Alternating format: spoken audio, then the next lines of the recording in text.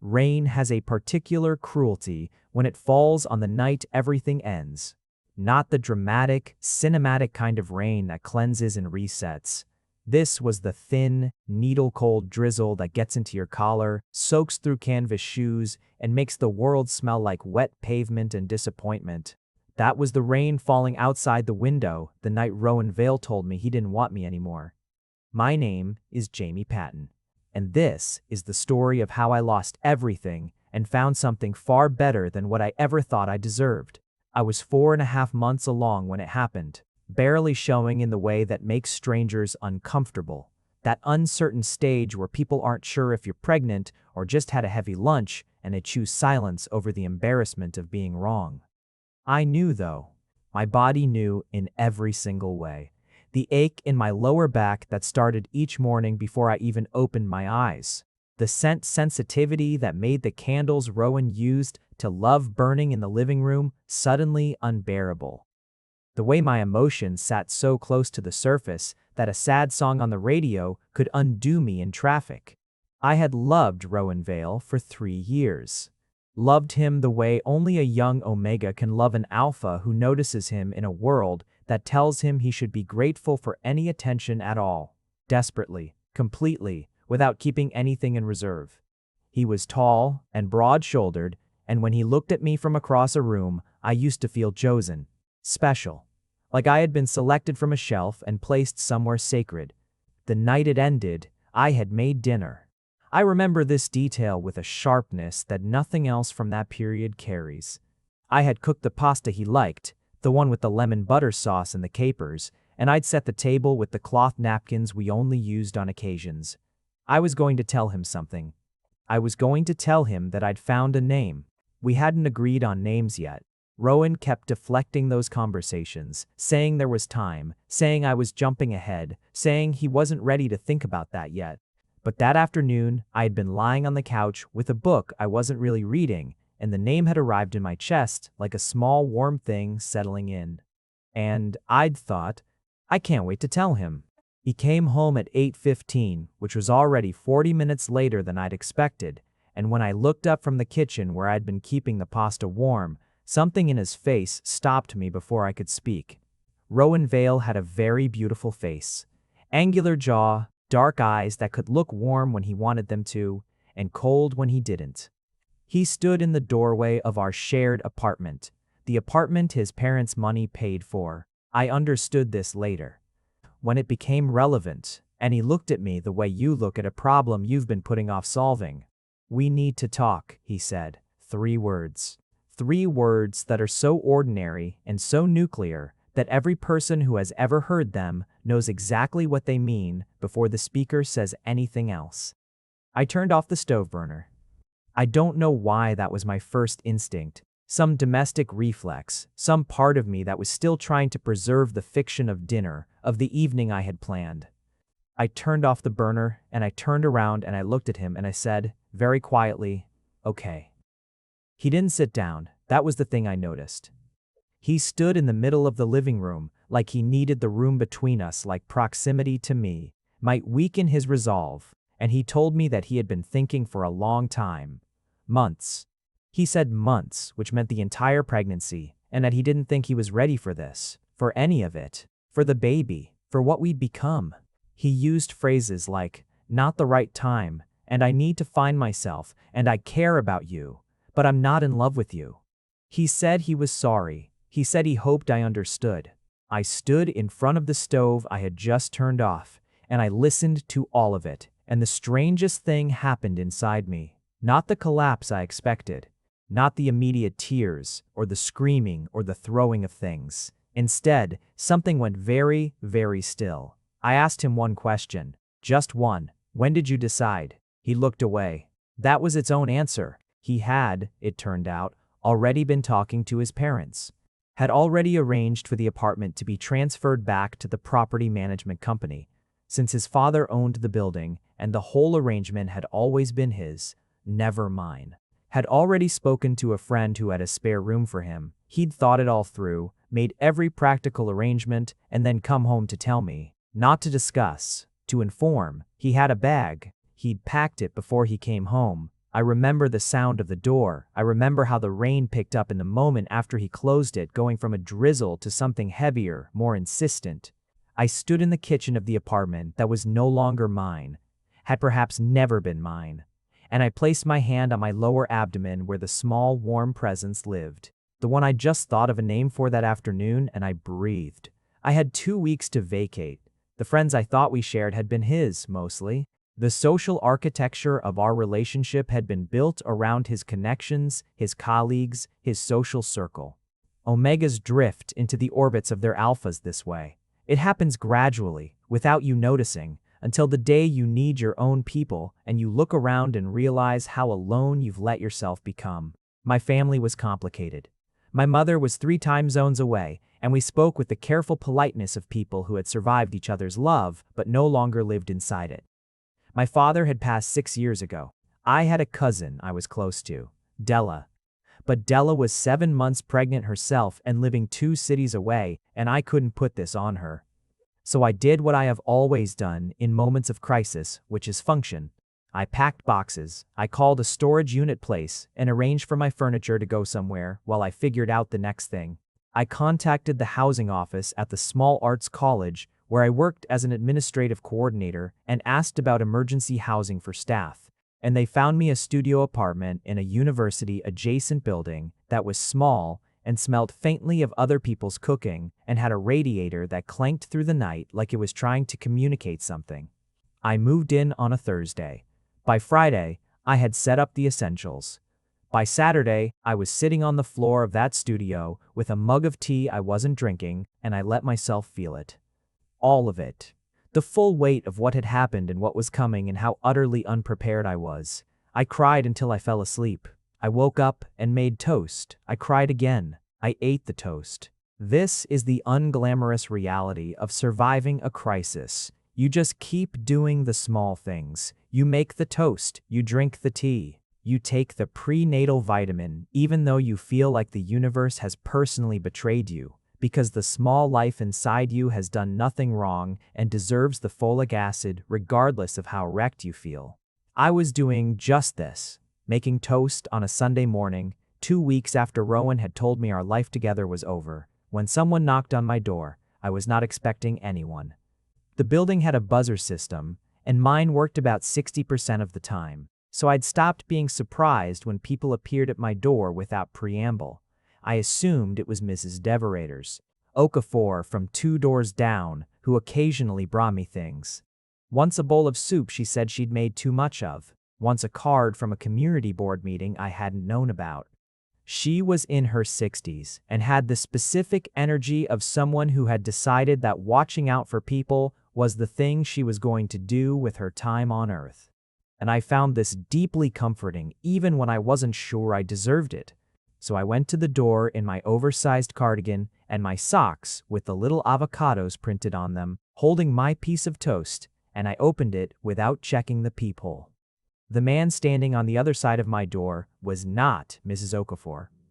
He was tall, not Rowan tall, not the aggressive, space-taking height of someone who has always known they would grow into authority, but a steady, grounded kind of tall, like a tree that has had time to settle its roots.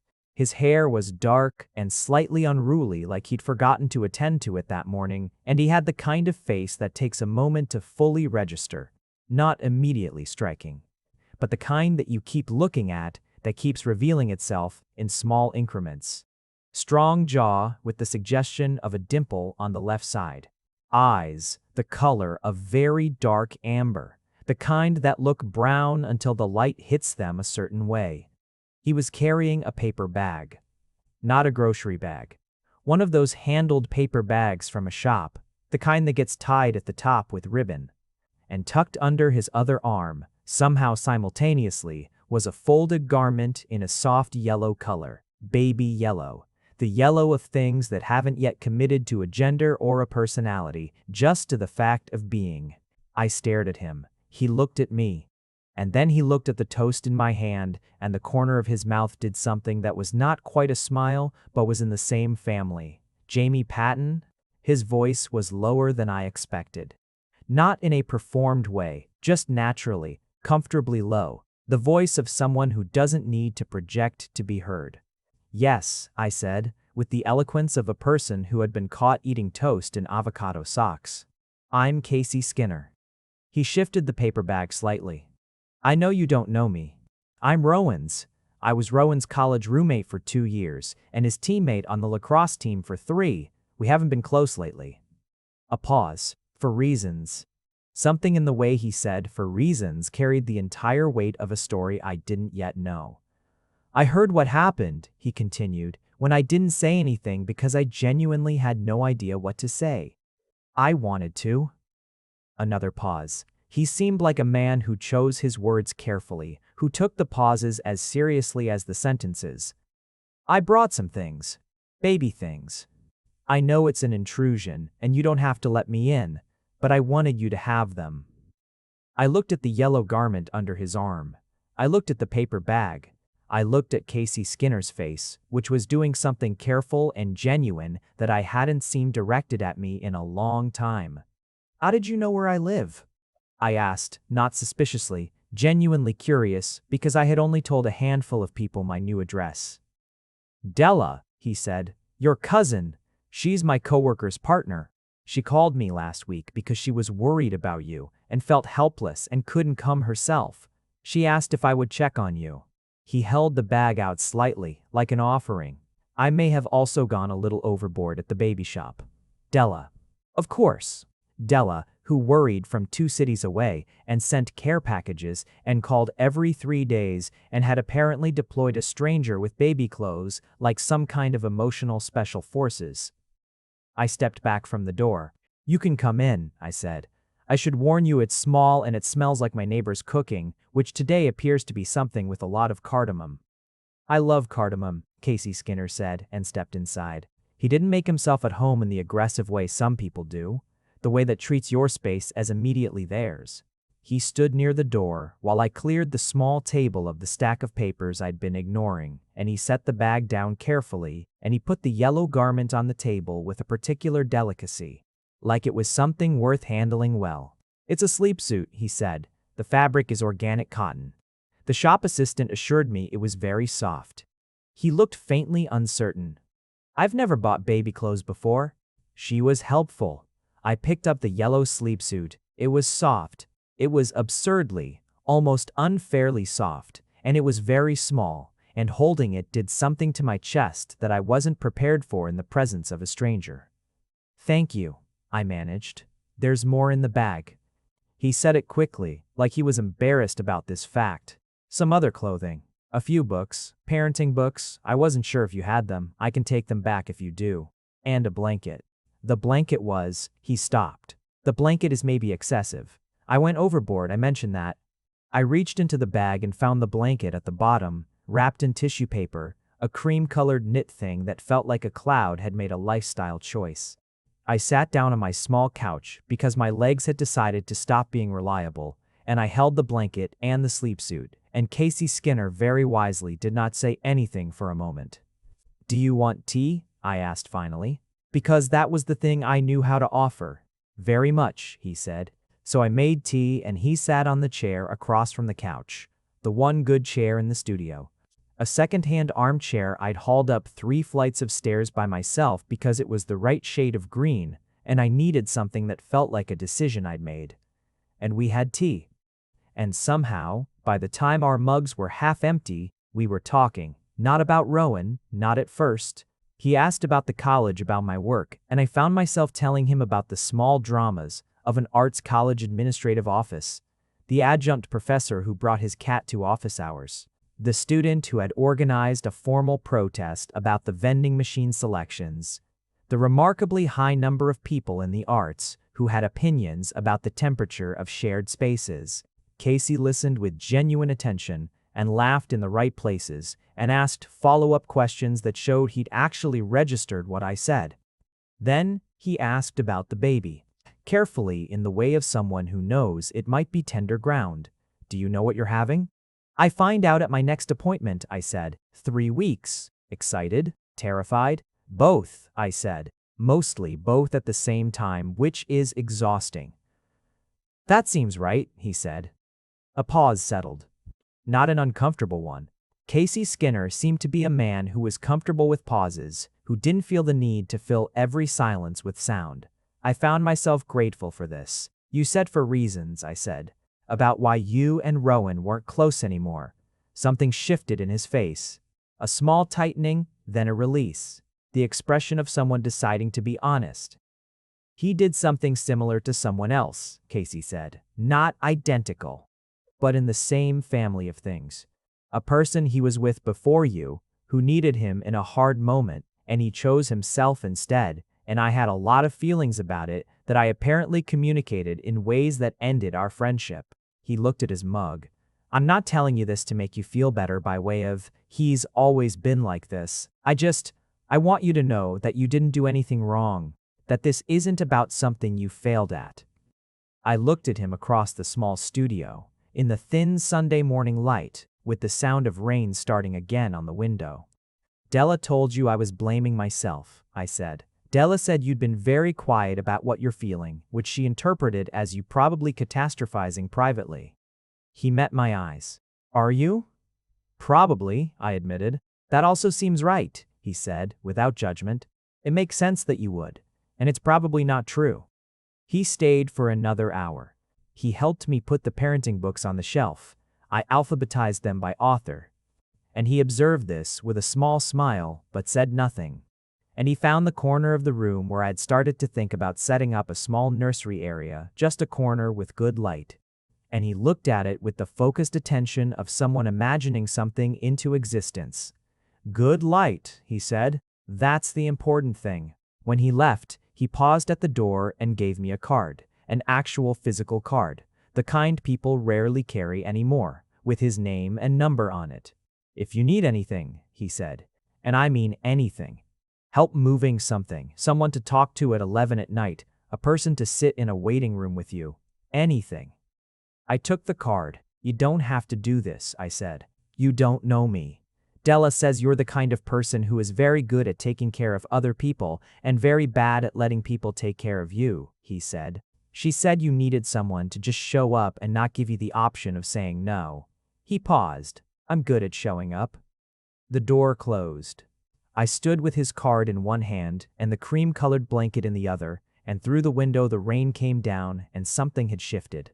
I wasn't sure what yet, wasn't sure how to name it, but something had moved. He was good at showing up. This turned out to be exactly true. He showed up the following Thursday with groceries, not the kind that require lengthy preparation, but the kind that are easy and good. Good bread, the kind with seeds and good cheese and fruit that was already ripe, and soup in a container from the place he apparently passed on his way to wherever he was going. He didn't make a production of it. He set the things down on the counter and said he'd been near the market and thought I might be low on bread, and then asked if I wanted company for an hour or if I needed the apartment to myself. I said I wanted company. He had a quality that I came to think of as settled. He didn't radiate the loud energy of someone who needs the room to be about them. He could sit in a space quietly and read while I worked, or talk when I wanted to talk, or be comfortably silent, and the silence never felt like absence. It felt like presence of a particularly undemanding kind. He was there, and he wasn't performing being there. I learned things about him in pieces, the way you learn about a person when they actually let you. He worked in urban planning, specifically in the part of it that dealt with green spaces and community parks, and the question of how cities decide what land becomes what. He had a particular interest in how green space was distributed by neighborhood, by income bracket. Whether the poorest parts of a city had access to parks and trees and the specific kind of mental rest that comes from a place where nothing is asking anything of you. He talked about this with the careful passion of someone who has learned not to lead with enthusiasm, because enthusiasm is sometimes mistaken for naivety. He had grown up in a house with a large dog and 2 younger sisters, and a father who cooked elaborate Sunday dinners, and a mother who was a librarian and had, as a result, an extremely precise relationship with the organizational systems of things. He loved old movies, specifically the kind that trust the audience to sit with ambiguity, that don't rush to resolve things. He ran, but not competitively, Just the kind of running that is really about being outside and moving your body through air. He had tried surfing once and found it humbling in a way he appreciated, but not enough to continue. He had never been bonded. He said this without the weight that single alphas are sometimes expected to carry around it, the apology or the explanation. Just as a fact. I was close once, he said, on one of those evenings when we'd gotten comfortable enough for this kind of honesty. But the timing was wrong, and I think we both knew it, and we chose to be honest about that instead of staying past the point when it was real. He paused. I think that was the right choice. I don't always feel like it was, but I think it was. Do you want?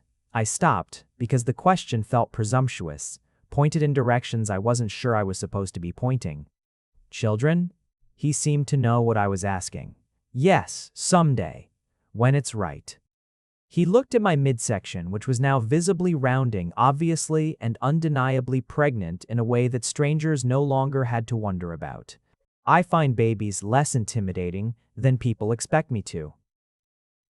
That's a low bar, I said. Many things about babies are actually very manageable if you think them through.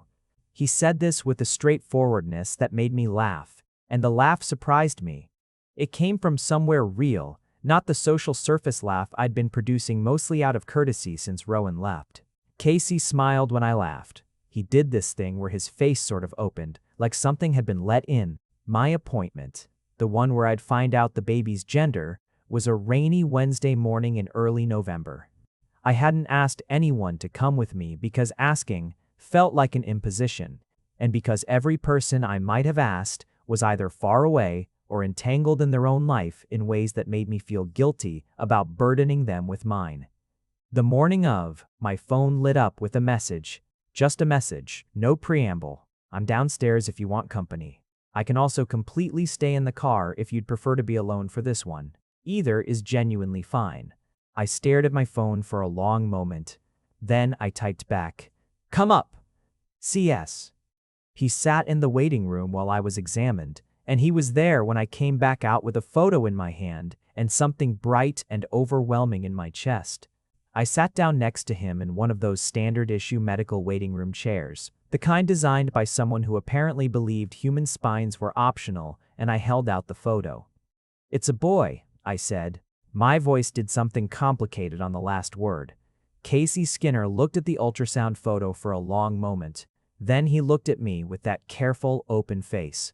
"Hi," he said to the photo. Very quietly, like a greeting. That was the moment. I can place it now with the precision of someone who has played it back many times. That was the moment I understood that something had already changed inside me, had been changing for weeks, and I had simply been too overwhelmed with everything else to notice. Something had taken hold and put down the first careful root. I cried in the car. Not from grief, or not only from grief, that particular kind of crying that contains too many things at once to have a single name. Casey sat next to me and said nothing, and after a while handed me the napkins from his coat pocket, the kind he apparently carried small squares of paper folded neatly. And I thought that this was also something to love about him, that he was prepared for tears, didn't startle at them, treated them as practical rather than catastrophic. I told him the name on a Saturday afternoon in late November, when we were sitting on my kitchen floor eating takeout noodles, because the table had been temporarily taken over by the fabric samples I was using to decide what color to paint the nursery corner.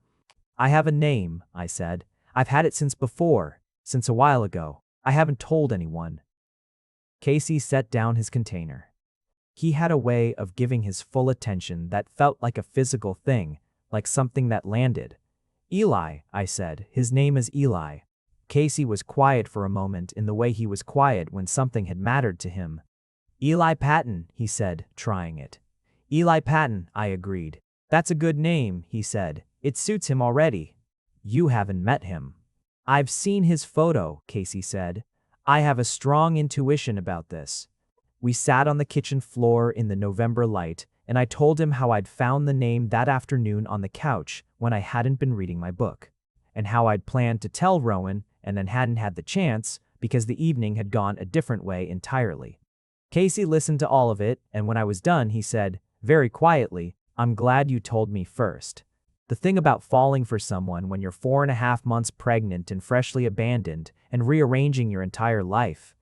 It doesn't happen with the drama of a film score and meaningful glances a crowded room. It happens in small accumulations.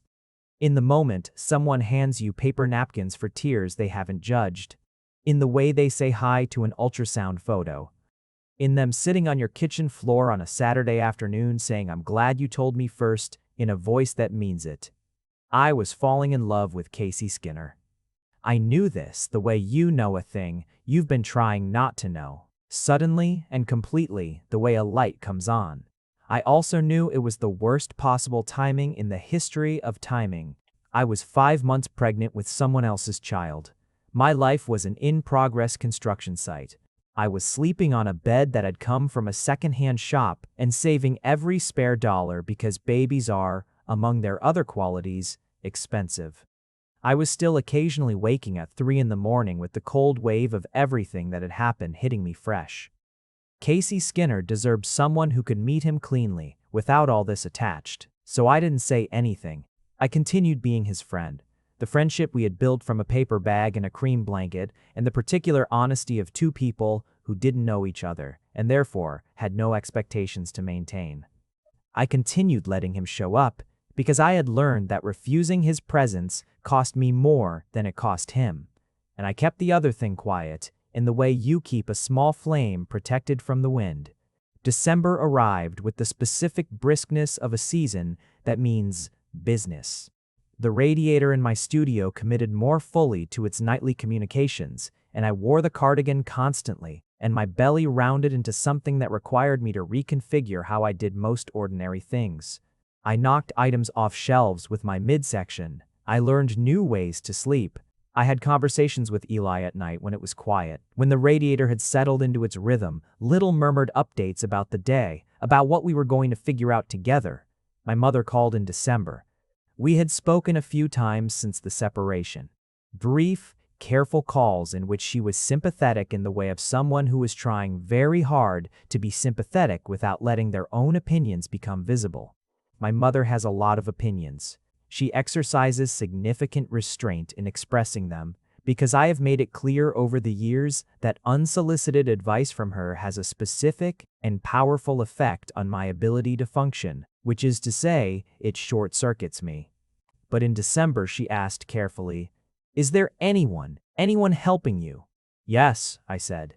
And then, before I could consider it, "His name is Casey." Silence. Then, "Tell me about him." So I did. I told her about the paper bag and the baby clothes, about the card with his number, about the groceries and the waiting room and the kitchen floor, and the way he said Eli's name.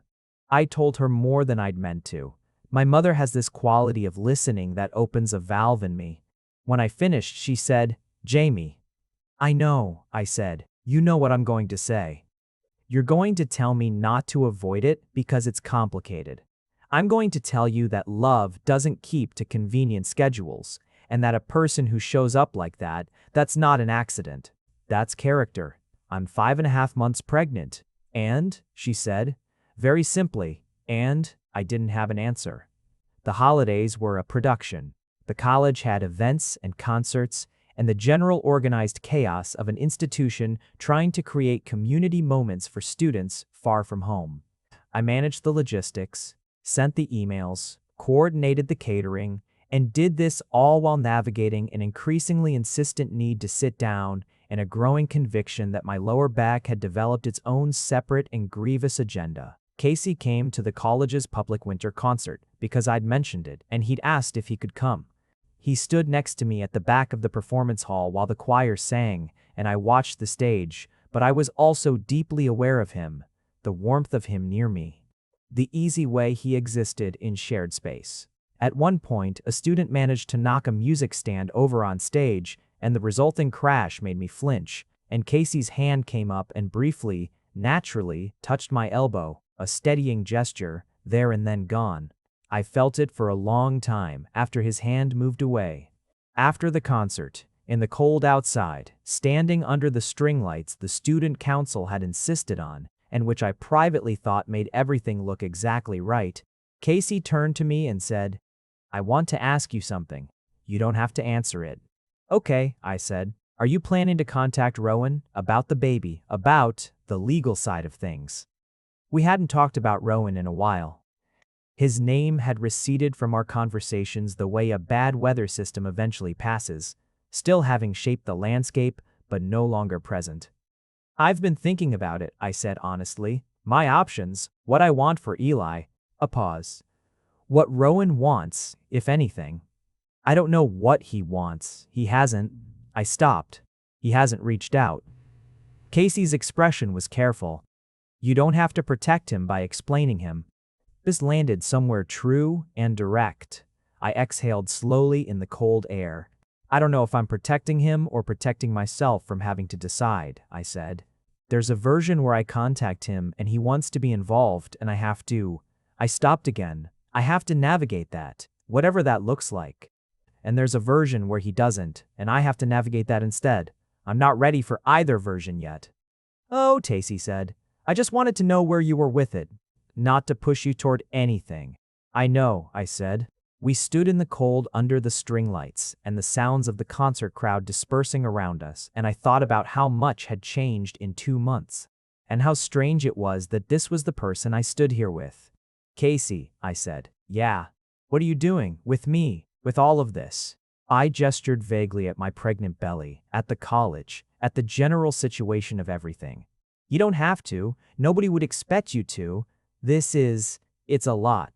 He looked at me for a long moment. In the string light, his amber eyes were very warm. You're a lot, he said. You're a lot in the way that things worth paying attention to are a lot. He paused, and I could see him choosing the words with care. I'm not here because I think you need saving. I'm not here to fix anything. I'm here because I want to be. Because this, now he gestured, at the space between us, at the college, at the cold December air, feels more real to me than most things have in a while. The string lights hung above us. The choir had gone quiet. Somewhere nearby, a group of students were laughing about something at a volume that suggested youth and winter and the particular relief of a semester ending. I'm falling in love with you, I said. I heard myself say it with a kind of distant amazement, as though some braver part of me had taken over while the sensible part was looking the other way. I've been trying not to, for reasons that seemed important. But I thought you should know. Casey Skinner looked at me for what felt like a very long time. Then he said, simply and completely, Jamie, I've been in love with you since you opened your door in avocado socks eating toast, and I haven't once thought about trying not to be. The cold was absolute and the string lights were unnecessary and perfect, and I laughed, high and startled and real, and Casey's face opened in that way it had. He reached out and took my hand, carefully, like something worth handling well. We didn't rush. We were careful with each other in the way of people who have both been bruised in different ways by the world and know the value of moving at a pace that lets things be real rather than performed. But we moved. Something shifted from friendship into something that contained it, held it inside a larger shape. His hand in mine when we walked, the way I'd started calling him before I went to sleep, just to say goodnight, and how the calls had started lasting 45 minutes. The easy physical comfort of him. Leaning into his shoulder when we were on the couch watching one of his old films, feeling his arm come around me like it had always been there. I want to be honest about something. Being pregnant and falling in love simultaneously is not the tidy, glowing experience that certain kinds of storytelling would have you believe. There were nights when I felt ungainly and strange in my own body, when the changes it was undergoing felt alien rather than miraculous. When I looked in the mirror and felt the compound grief of everything that had happened alongside the joy of what was growing. There were nights when I wondered if Casey's feelings were, however genuinely felt, partially about rescue, about the very human desire to be the person who arrives with the baby clothes, who fixes things, who saves the day. I told him this. I told him because I had decided very specifically to be honest with him about my fears, even when honesty felt like handing someone a weapon. He listened. He sat with it. I think that's a fair thing to wonder, he said. And I can't prove a negative to you. I can only tell you what's actually happening inside me when I'm with you. which is that I find you genuinely interesting and funny and frustrating in specific ways that I enjoy. The alphabetizing, by the way, is slightly alarming, and that I feel more like myself around you than I have in a long time. The alphabetizing is a system, I said. It's a system that now extends to the spice rack, he said. The spice rack has a logic. The spice rack is now arranged alphabetically within categories that only you understand. All spice before cinnamon, I said. That's just correct. My point, he said, is that I'm not here because I want to rescue you. I'm here because you're you. Eli is part of you, and I already love him by extension, but the math starts with you. I believed him, not because it was easier to believe him. It would have been easier, in a specific defensive way, to maintain the doubt, but because I had come to know Casey Skinner well enough to trust that he chose honesty over comfort. Because Della, when I finally told her everything, had said, "Oh, Jamie." He drove 40 minutes out of his way to get to that baby shop. He texted me 3 times to ask if he was getting the right things, and he made me promise not to tell you any of that. Trust the man who goes to 3 shops for the right blanket. New Year's Eve we spent at my studio, which had been slowly accumulating warmth in the literal and figurative senses. String lights I'd hung along one wall, a small rug in a color I loved. The nursery corner taking shape with its good light, and the cream-colored blanket folded over the rail of the second-hand crib that Casey had helped me assemble on a Sunday afternoon, which had involved an instruction sheet that appeared to have been translated from its original language by someone who had only a passing relationship with either language. At midnight, with the sound of distant celebrations coming through the window and the radiator making its points, Casey was sitting with his back against the couch, and I was beside him with my head on his shoulder, and both his hands were very gently on my belly, where Eli had been particularly active all evening, as though he too had opinions about the occasion. "Happy New Year, Eli," Casey said quietly into the small warm space we'd made. Something moved under his hands. A small, insistent push of hello. Casey went very still. And then, slowly, he turned to look at me with an expression on his face that I have kept in a very protected part of my memory ever since, the way you keep something that represents a before and after. "He knows," Casey said. "He hears things," I said. "The midwife says they respond to voices they've been hearing regularly."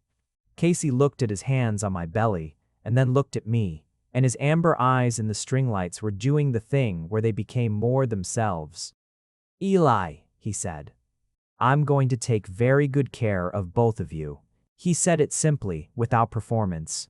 A statement to the room, to my belly, to me. I pressed my lips to his temple and felt him exhale. He called in February. Rowan Vale, calling on a Sunday morning, 6 months of silence ended by a buzzing screen with his name on it. I was sitting at my table. The fabric samples had finally migrated to the nursery corner, and the table was a table again. With coffee and a book, I was actually reading this time, because I had in the past months rediscovered the habit of reading things I genuinely wanted to read. I looked at his name on the screen for a long moment. Then I picked up. Jamie. His voice was the same. Of course it was. Voices don't change the way everything else does. He sounded the same, and the familiarity of it did something involuntary in my chest, the body's memory activating before the mind can intervene. "Rowan," I said. A pause. He had called me. He should have known what he wanted to say before he called. The pause suggested he hadn't entirely thought it through. This was, I recognized, characteristic. "I've been thinking about you," he said, "about the baby." I waited. I know how things ended. I know I wasn't. Another pause. He sounded like a man who has rehearsed a speech that now, in the moment, seems insufficient. "I've been thinking that maybe I reacted in a way that was too extreme, that maybe with some time we could." "Rowan," I said. He stopped. "I need you to be honest with me," I said. "Not performatively honest. Actually honest. Do you want to be part of Eli's life? Because that's a specific and concrete thing, and I need a specific and concrete answer, not a general sense that things could be different." A silence. "Eli," he said. His name is Eli. He's due in 8 weeks. The silence that followed was different, longer, more textured. I don't know, he said finally. And to his credit, genuinely, I mean this. There was honesty in it. Not the confident yes of a man who had thought it through and committed. The actual, uncertain truth of someone who didn't know. Then I need you to figure out what you actually want, I said. And I need you to do that quickly, because Eli is coming in 8 weeks and his life doesn't wait for you to figure yourself out. If you want to be involved, we can talk about what that looks like. If you don't, I need you to be clear about that so I can plan accordingly. I said this not with anger. Anger had been and gone, had had its full season and moved through, but with a clarity that surprised me. A groundedness. The kind that comes from having spent months putting yourself back together, piece by piece, into something sturdier than what had existed before. You sound different, Rowan said. I am different, I said. Things changed me. That's what things do. He said he would think. I told him he had 2 weeks to think, and that after 2 weeks, if I hadn't heard from him with a concrete answer, I would take that as its own answer and plan accordingly. I told him this without ultimatum energy, just practicality. This is the timeline. This is what I need. He said he would call. I hung up and sat very still with my coffee going cold, and then picked up my phone and called Casey. Rowan called, I said when he answered. I'm on my way over, he said. Not a question. You don't have to, Jamie, he said, gently but final. I'm on my way. He arrived in 20 minutes with the soup from the place he passed. Always the soup from that place. I had come to think of it as specifically his, and he listened to the entire call, everything, without interjecting the way he had always listened. When I finished, he was quiet for a moment. How do you feel? He asked. Clear, I said, which was surprising but true. Clearer than I expected. I said what I needed to say, and I meant it. Good, he said. And then, whatever he decides, we'll work with it. Either way, Eli has what he needs. There was a we in that sentence. He said it naturally, without pointing to it, without making it a statement, just we, as though it had already been true for a while. Rowan called back 4 days later. He had thought about it. He had talked to his parents, which I suspected had contributed to the deliberation. He said he thought he wanted to be part of Eli's life, but that he needed time, and that he understood, if I needed things to be formalized, that he would cooperate with whatever legal arrangement made sense. I told him I would have my lawyer. I had acquired a lawyer, a colleague's recommendation, a woman named Miriam who was calm and direct and had the energy of someone who has heard everything and still shows up prepared. Reach out to discuss the formal details. He said, okay. I said, okay. I told him Eli's name. He was quiet. Then, that's a good name. I know, I said. He arrived on a Thursday at 4:17 in the morning, which felt appropriate because he had given every indication during his residency of being someone with opinions about scheduling, and this was no different. Labor had started the previous evening, slow and then definite. And by midnight, I was at the hospital in the specific altered state that late-night medical situations produce. The bright lights and the clinical smell and the particular suspension of normal time that happens when your body has taken over the agenda. My midwife was there, a steady and practical woman named Frances who had been navigating my anxious questions for months and had developed a fine-tuned sense of when I needed information and when I needed to be told to breathe. Casey was there. I want to say this simply because it is the simplest and most complete truth. Casey was there. He had driven me to the hospital when contractions had reached a rhythm that Frances had told me meant now. He had navigated the night roads without drama, parked, walked me through the entrance with his hand at my back. He sat with me through the long hours of the in-between, the part nobody shows you in films, the part that is just endurance and waiting and breathing through waves of sensation that are their own complete language. He held my hand when I needed it held. He was quiet when I needed quiet. He refilled my ice chips more times than I can count. When I said, at approximately 2 in the morning, that I was very tired and not sure I could do this, he said, with complete certainty, "You're already doing it. You've been doing it for 9 months." Frances, at some point, looked at Casey with an expression of assessment, and then nodded very slightly in my direction, the kind of nod that means, he's a good one. And then, at 4:17 in the morning, Eli arrived. He arrived red and furious, and absolutely certain that whatever had just happened to him was somebody's fault, and he intended to make his feelings on this known. His voice was startlingly loud for something so new and so small. Francis placed him on my chest, and I felt his weight and his warmth, and the impossible realness of him after all those months of abstraction. "Hi," I said, the same word Casey had said to his photo. Eli, apparently familiar with this greeting, settled fractionally. I looked up at Casey, who was standing at my side, and his face was, I have tried to find the right word for this, and I keep coming back to undone. Not in a sad way, but in the way of a person who has just witnessed something that is larger than their capacity to be composed about it. "Casey," I said. He looked at me. "Do you want to hold him?" He looked at Eli, small and red and opinionated, and something in his expression was very young and very careful. "Yes," he said, "very much." Francis helped with the logistics, and I watched Casey hold Eli, watched him figure out the arrangement of his arms, watched his face as he looked down at this small person who had arrived from such a complicated story into such an uncertain and hopeful morning. Eli's tiny hand found Casey's finger, closed around it. Casey looked up at me, and the thing in his expression was too many things at once to name, and I stopped trying.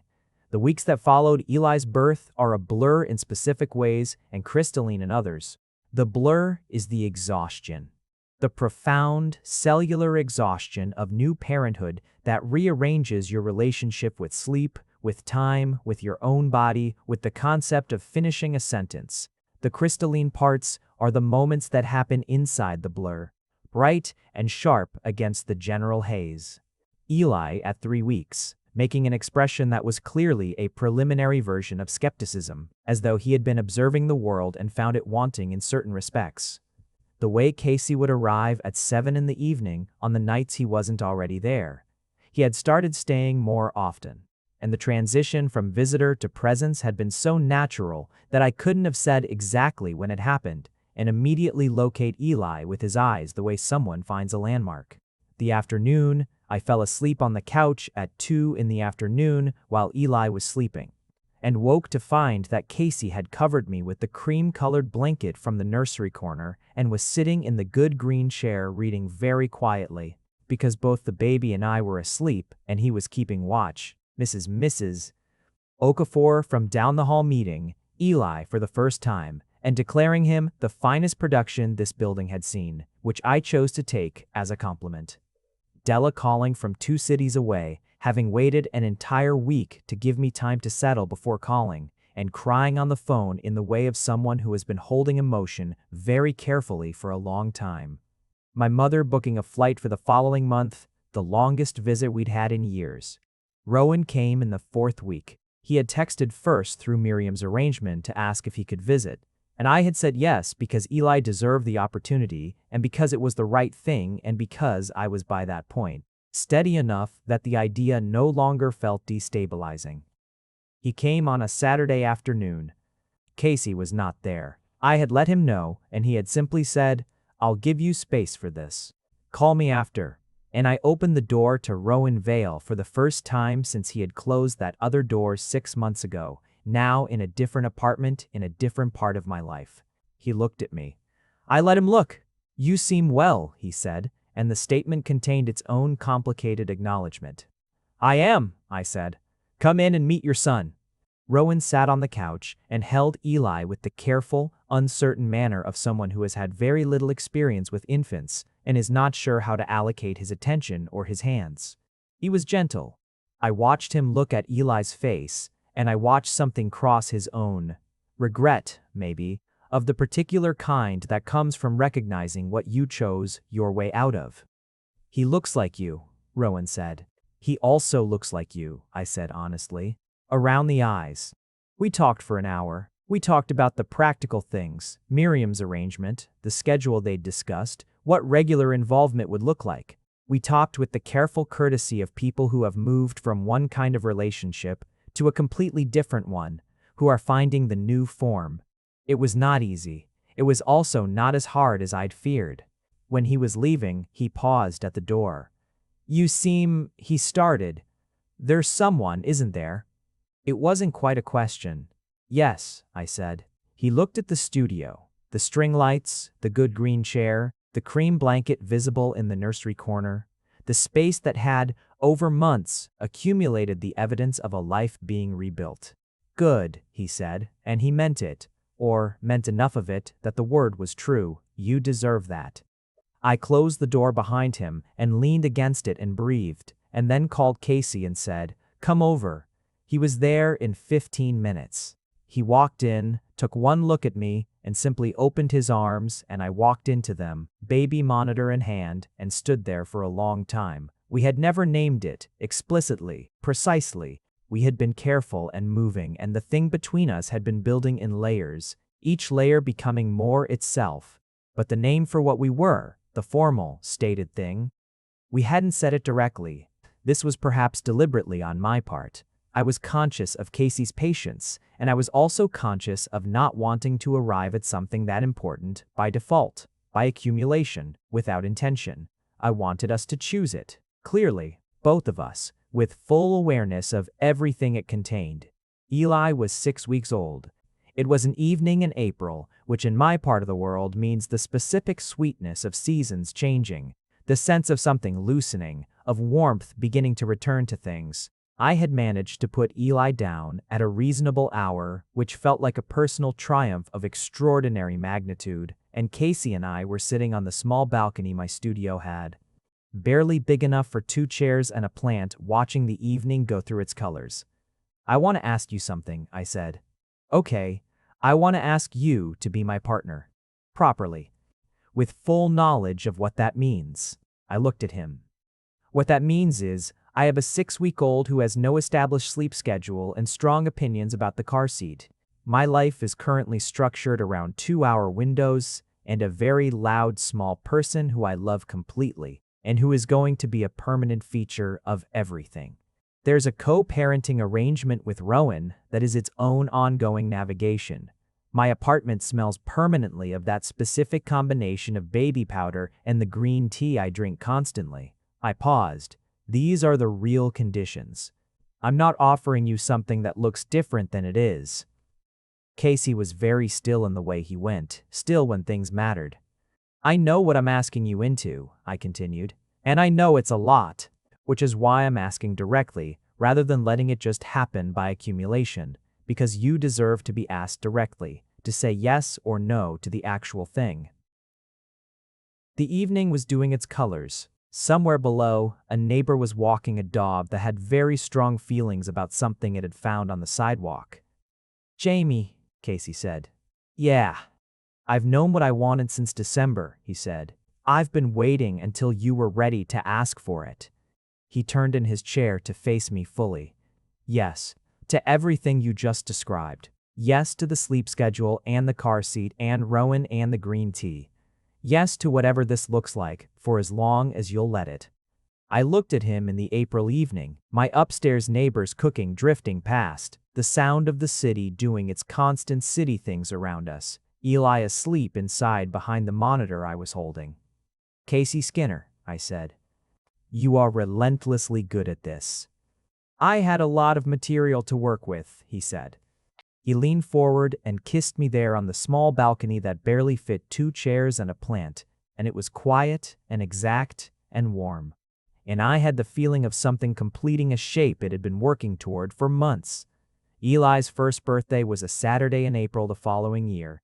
Della came. She brought her own baby, a round and cheerful 7-month-old named Petra, who regarded Eli with the calm assessment of someone from a neighboring country deciding whether diplomatic relations were advisable. My mother came, staying for 5 days, which was a record and went better than either of us had predicted, partly because she took to Casey with a directness that surprised everyone, including him. "He alphabetizes his spice rack," I told her, knowing this would be relevant to her. "Within categories?" she asked. "Within categories." She approved. Casey's 2 sisters came. They were warm and chaotic in the specific way of people from large families who have never had to perform warmth because it's just the default setting. The younger one, Nora, took one look at Eli and entered into an immediate rapport with him based on shared enthusiasm for things with buttons and sounds.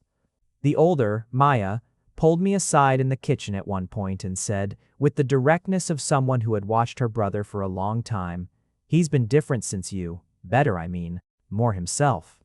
I thought about that for a long time after. Rowan came, briefly, because we had built something workable in the months since Eli's birth. Not without difficulty, not without navigation, but workable. He came and he held Eli for a while, and Eli accepted this with the democratic approach he had developed to most people who presented themselves as available for holding him. He was not yet one, and already had a whole personality. The skeptical expression had not been a passing phase, had in fact become more pronounced, combined with a genuine curiosity about everything and a very loud opinion about being made to go to sleep before he was ready. At one point in the birthday afternoon, Casey was sitting on the floor with Eli between his legs, both of them deeply occupied with a toy that made sounds when you pushed specific buttons, and I stood in the kitchen doorway watching this and felt the particular fullness that doesn't have a better name than grateful. Not the careful, qualified gratitude of someone counting their blessings against a background of loss, but the full and present gratitude of someone who knows exactly how different things could have been and is looking at how they actually are. Della appeared beside me. "Stop," she said. "I'm not doing anything." "You're doing the overwhelmed face." She put her arm around me. "Lean into it. You've earned it." I leaned into it. Later, after the guests had gone and Eli was finally asleep, 20 minutes past his bedtime after a sustained campaign of protest that had been frankly impressive, Casey and I sat on the kitchen floor. Because apparently the kitchen floor had become our place with the remains of the birthday cake and the particular silence that descends after a full and good day. "1 year," I said. "1 year," Casey agreed. 12 months ago, I was living in this studio with 2 suitcases and a radiator that had opinions. And now you have a 1-year-old who has more opinions than the radiator." And you," I said. He looked at me. And me. I had been carrying something for a few months. A thought that had arrived and settled and been with me long enough that it had stopped feeling like a thought and started feeling like a fact I hadn't announced yet. "I want to say something," I said. "Okay." I turned to face him, there on the kitchen floor with the birthday cake between us, and the string lights on and the baby monitor blinking green, indicating a sleeping child. "Last April I asked you to be my partner," I said. "And you said yes to everything, which you've continued to say yes to for a year, and you haven't flinched once. Not when Eli was sick and we were at the emergency room at 2 in the morning. Not when the co-parenting thing got complicated in August and I cried for 3 hours and needed you to just sit with me while I processed it. Not when I alphabetized the entire shared bookshelf." I paused. "I want to say that I know what you said yes to. I know you said yes fully, and I want you to know that I'm in it too, fully. Eli and we're both in it, and I want you to know that, whatever the future looks like." Casey was quiet. The monitor blinked. "Are you saying what I think you're saying?" he said carefully. "I think what I'm saying," I said slowly, "is that if you ever wanted to make this officially something with a name, the kind that involves other people and a form and a day we'd remember, I would say yes to that, to all of it." The stillness that was Casey's specific response to things that mattered descended. "Then, that's a proposal." "It's an expression of intent," I said, "with an invitation for a future proposal if you want to do the formal thing. I didn't want to. I wanted you to know first that I'm there." Casey put down his plate. He looked at me with his amber eyes and the string lights of our kitchen in the apartment that had grown from a studio with a clanking radiator into a home slowly with intention, with every good piece we'd brought into it. "Jamie Patton," he said. "I was going to propose at the birthday party today. I had a whole thing planned. Then I lost my nerve because Eli was throwing cake and the moment seemed wrong." I stared at him. He reached into the pocket of his jacket, which was hanging on the chair behind him, and produced a very small box. "I've had this for 6 weeks," he said. I took the box with hands that were not entirely steady. Inside was a ring, not flashy, not dramatic, the kind of ring that looks like it was chosen with attention, a slim band with a dark stone that caught light in the way of things that contain depth. "I want to marry you," Casey Skinner said. "I want to be Eli's dad, whatever form that takes. I want to alphabetize spice racks with you for the rest of my life. I want to eat soup on kitchen floors and watch old movies and argue about organizational systems and sit on the balcony in the evening and all of it. Everything." I looked at the ring. I looked at Casey. I could hear very faintly through the monitor the sound of Eli breathing in his sleep. "Yes," I said. "Obviously yes, you carried this for 6 weeks." I kept almost proposing and then losing the moment. "The birthday party. Flying cake, Jamie." "Okay," I said. "Fair." I was laughing. He was laughing. He took the ring from the box and placed it on my finger with a careful exactness. And then his hands curled around mine, and I leaned forward and kissed him with birthday cake still on my lips and string lights over our heads. A year later, we were married. Not a large wedding. Neither of us wanted large. We wanted specific. The people who had mattered through the whole shape of the story, Della and her family, Casey's sisters and his parents with their elaborate Sunday cooking, my mother, who wore a hat that I was delighted by and that she somehow pulled off, Mrs. Okafor from the old building because she had brought me soup when I needed it, and some debts are honored. Eli was 2 3/4, which is an age that operates on its own logic and schedule. He was a ring bearer, a role he interpreted as an opportunity to examine the ring with extreme interest and then lose interest and become captivated by a beetle he found near the ceremony chairs, requiring a brief but sincere diplomatic intervention before proceedings could continue. He accepted this with grace, or at least with the grace of a 2-year-old, which is a grace that does not always look like grace but is its own thing. I stood with Casey in front of the people who had been there, who had each, in their own way, been part of the story of how I got here. And I thought about the night Rowan left. I thought about the rain. I thought about the morning after, the dark and the cold and the strange stillness of being alone with a very new kind of grief and a very new kind of future. I thought about a man I didn't know arriving at my door with a paper bag and a yellow sleepsuit and an inability to have been anything other than exactly what he was. Sometimes the thing that ends is not actually the thing ending. Sometimes it is the wrong shape falling away to make room for the right one. This is not a comfortable thing to understand while you're in the middle of it, while you're eating toast in avocado socks with nothing working out the way you planned. But it's true. It became true for me, and I choose to believe it is possible for more people than they are willing to hope for. Casey's vows included the line, delivered with a straightforwardness that was entirely him. "I fell in love with you when you opened your door with toast in your hand, and I have not once stopped. I choose this every day. I will choose this every day. Mine included, you showed up when you didn't have to. You kept showing up. You showed me that love isn't only the feeling, it's the choosing and the appearing and the staying. You have been all three." Eli, returned from his beetle investigation and seated in the front row on my mother's lap, watched the proceedings with the specific skepticism that had become his hallmark. At the moment when Casey and I kissed, he announced, loudly and with great authority, "Dada kiss." Everyone laughed. Casey's face, pulling back from the kiss, was undone in that specific way. Open, all the way open, the lamp turned fully on. "Yeah, buddy," he said, to Eli, and to me, and to the whole assembled shape of the life we were already living. "Yeah, if you made it to the end, you're my kind of person." Leave a subscribe. Comment down your favorite part of the story, and if you want early access to videos, exclusive content, or just want to support the channel, make sure to join our Patreon. Link is in the description.